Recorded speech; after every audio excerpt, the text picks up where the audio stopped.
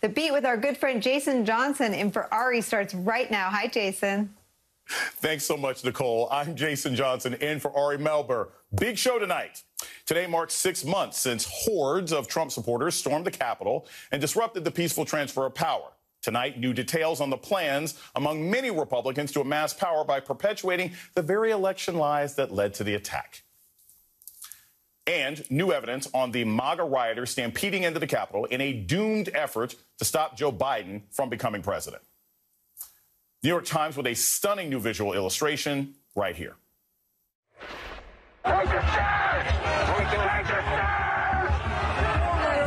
Proud Boys start fighting the police, and with others in the mob, they push through the line. Over several minutes, it's a brutal fight on these steps.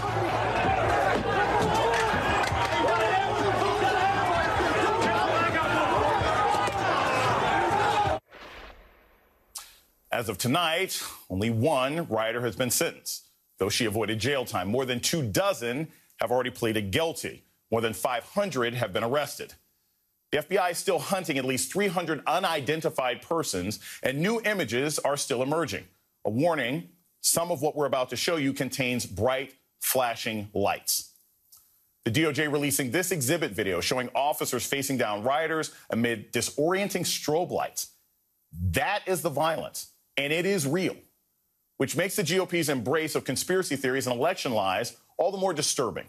The Washington Post reporting of the nearly 700 Republicans who have filed initial paperwork with the Federal Election Commission to run next year for either the U.S. Senate or the House of Representatives, at least a third have embraced Trump's false claims about his defeat. Here's what they sound like on the campaign trail.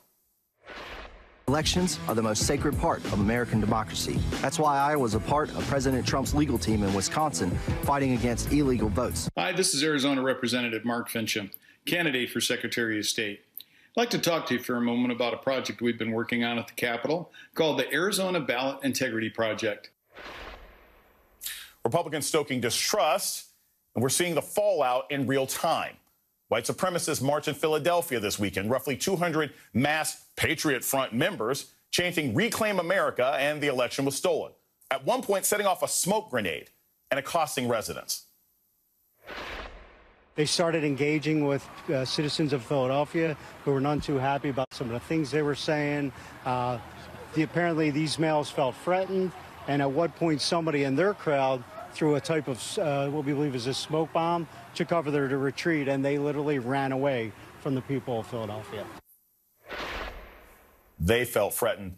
6 months after the Capitol attack, the nation grappling with white supremacy and election lies, and a Republican Party unwilling to do much about either. Joining me now is Congressman Ted Lieu from California, who sits on the Judiciary Committee, Cornell Belcher, former Obama pollster, and Christina Greer, professor at Fordham University.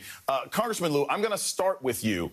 I want people to remember that 6 months ago, we were this close to a violent overthrow of our country by white nationalists and white supremacists. You were there. Can you remind us again, and anybody out there who has any questions, how dangerous and how frightening things were for our entire way of life and government just 6 months ago? Thank you, Jason, for your question. 6 months ago, the forever impeached president incited an insurrection. 140 police officers were injured, some severely. Multiple people lost their lives. There was significant property damage. And what we have now is a select committee that's going to investigate what led up to January 6th, what occurred on January 6th, and the consequences of January 6th so that this never happens again. And here's the thing. Just because a committee is put together, that, again, won't stop some of these violent insurrections. They don't clearly care about the law. What do you see happening within the Congress? What has to happen within Congress to also tamp down the irresponsible members who are still perpetuating these lies and stoking this kind of violence in the world? There is one way to reduce further political violence, and that is if Republican leaders would simply say one truthful sentence: the election was not stolen. Because they're unwilling to say that simple, truthful sentence, you have people believing conspiracy theories that the former president is somehow going to become president again. In August, You now have Capitol Police having to open up satellite offices in Florida and in California to protect members of Congress. And you've got a radical right Republican Party that is becoming completely insane right before our eyes. I mean, you ain't got to lie, Mitch McConnell. We all know who actually won the election, but Republicans are not willing to let that go. In fact, Cornell, this is something that's equally disturbing. We see Republicans running across the country as Secretary of State. They're seeking Secretary of State positions across the country in the hopes of overturning any election next year that is not in favor of the Republican Party. As a pollster, look, I'm an academic. I'm a political scientist. You're a pollster. We both get beaten up for our predictions from time to time. But as a pollster, what does it mean that we could possibly have elections? We already saw what happened with Brian Kemp in Georgia 2 years ago. What does it mean if we have a whole bunch of corrupt, conspiracy-believing Republicans in charge of elections in these states? I mean, does that mean all polling and functional elections are out the window? Well, it means our democracy ends. I mean, to be quite frankly, it means our democracy ends. I think every American, and look, Congress, and hats off to Congressman Lieu and what they're trying to do in Congress, but to a certain extent, America's democracy is in the hands of Americans, and it's in the hands of those millions upon millions of middle Americans who don't believe the lie and are far more worried about how to pay their kids' college tuition and struggling with healthcare costs and infrastructure than they are with Donald Trump being in power. But also understand, my friend, that this idea of this election being stolen, it does make sense to them within their framework because their country is being stolen. And this goes back to, and I think you and I have had this conversation before. I mean, this goes back to the Tea Party with we got to take our country back, where we literally have tribalism on the rise, where people think that their country is being taken by the political empowerment of, quite frankly, people who look like are on your panel right now. And that's not sitting well with them. And Jason, they are not giving up power nice and easy, as you see them marching through the streets of Philadelphia. And quite frankly, this will get worse as we inch closer to majority-minority in this country before it gets better. You got to be particularly bold to march in Philly. I just want to point that out. And that's part of what's dangerous when these white nationalists are deciding that they want to try and march in Philly. Dr. Greer, one of the other things that concerns me as I've seen these sort of change and this sort of ignorance is the way in which Republican and the far right and white nationalists are trying to whitewash what happened 6 months ago. Andrew Clyde, the guy who famously said that, the people who attacked the Capitol really just look like a bunch of tourists, even though he was screaming and hiding behind Capitol police officers when the attack happened. I am amazed by these Republicans who can try to sugarcoat the insurrection and then celebrate the 4th of July last weekend. Can you explain to me that sort of grotesque hypocrisy? No, Jason, because it's cognitive dissonance of the highest order. I mean, you can't have Mitch McConnell on the floor of the Senate saying that this is Donald Trump and he knew what he was doing and he stoked these flames. And then fast forward 6 months, he says, well, I don't really know what we were talking about. That didn't exist. So this amnesia that Republicans, the selective amnesia that they choose to have, to not only whitewash our history, 1619 Project, right, but also something that happened January 6th, 2021, is part of a larger narrative of Republicans. And I agree with Cornell fundamentally that this started in 2010. I might back up a little bit and think about Ronald Reagan going to Philadelphia, Mississippi, and declaring that he's going to run for the presidency. I might then talk about George W. Bush and America First when we are engaged in two not wars, altercations, if you will, overseas, because we keep changing the definition of what that is for financial reasons. And then fast forward to 2010 and then 2016. So this is part of a larger Republican project that they have been doing to try and whitewash, and I refuse to use the term majority minority because it's like we are not only a global majority as people of color, but we are now soon to be a majority in the United States. And that is part of where this angst and this anxiety and this straight up violence is coming from. Not just on January 6th, but if we look at cities and towns across the country, we've seen it now for years upon years, not just with Black Americans, not just with immigrants, not just with Asian Americans and the Latinx community. We're also seeing it with our Native brothers and sisters as well. And it's part of a larger conversation that so many Republicans just fundamentally refuse to have and acknowledge. And while I love the deep cut of going back to Philadelphia, Mississippi, this is why I like having professors on. We also can't ignore that there was one little gap that you mentioned there when you jump from the 80s to 2010 is the black guy who got elected president in 2008. And I think that seriously ratcheted up this sudden question about what the integrity of our elections are like. That's one of the other things that comes into play. And I want to ask you this sort of as a follow-up, Dr. Greer. When we are looking at the possibility of people literally running for office with the intention of overthrowing the government, is there anything that we can actually do? I mean, you can't change the criteria under which somebody runs for office, but if 30% of the Republican Party is running saying, I'm going to make sure that when I get into office, black, brown, tan people and poor people can't vote, what are the options on the table?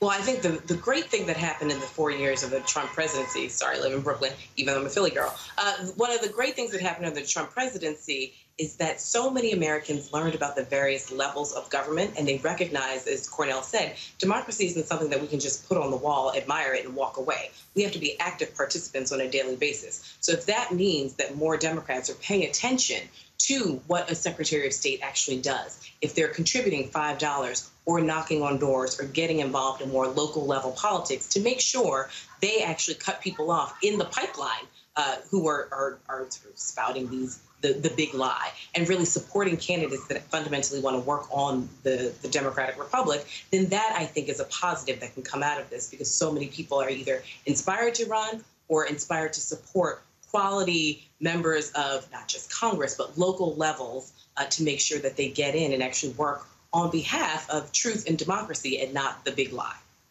Exactly. And no problem with the honking horns. The fireworks in L.A. stopped about 10 minutes ago, so we're good.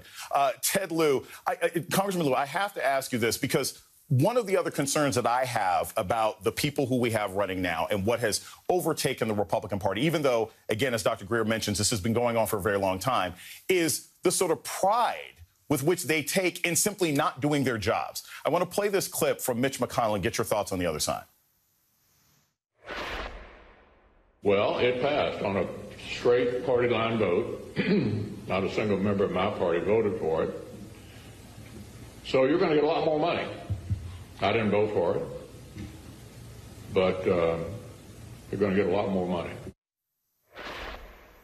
So COVID Relief Act passes, all sorts of things pass with no Republican support, and yet they brag and they're throwing out the money that they've gotten through the political efforts of Democrats.